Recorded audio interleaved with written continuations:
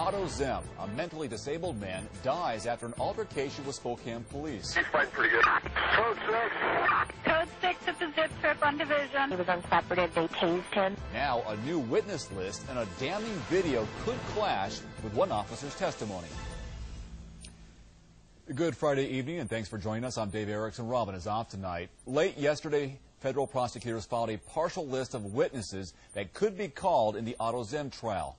Zem is the mentally disabled janitor who died after a confrontation with Spokane police at a Northside zip trip in 2006. The list reveals major discrepancies between one officer's account of the night and the security video. KXLY4's Sally Showman live tonight in the studio with a preview of some of the testimony that could be heard at trial. Sally? Dave, Carl Thompson, the officer who hit Zem with his baton and later tased him, tells investigators Zem was aggressive and defiant toward him. But according to surveillance video and 5 people listed as experts in court documents, Zem did nothing to warrant the use of force. Cameras were rolling from several angles the night police confronted Otto Zem inside the zip trip.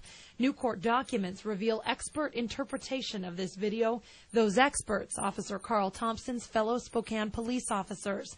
They're expected to testify against him in this case, saying Thompson's story about what happened that night is inconsistent with what this video shows. The first inconsistency, in a recorded statement, Officer Carl Thompson says he stopped and gave verbal commands to Otto Zem as he was approaching him inside the zip trip. But based on the video, Assistant Spokane Police Chief James Nix is expected to testify Officer Thompson did not stop to engage in a verbal exchange with Otto Zem before the rapid delivery of Officer Thompson's first 2 baton strikes. Second, Officer Thompson tells investigators Zem stood his ground and was defiant in response to those alleged verbal commands. But Senior Patrol Officer Robert Booth is expected to tell the jury the video shows Otto Zem is retreating the entire time from the rapidly advancing officer. A third charge that Officer Thompson makes, Zem, after being knocked to the ground from 2 baton hits and a taser, gets back on his feet and takes a boxing stance and actually threw punches, to which Assistant Police Chief Nix is expected to testify. The objective video evidence is inconsistent with Officer Thompson's statement to investigators.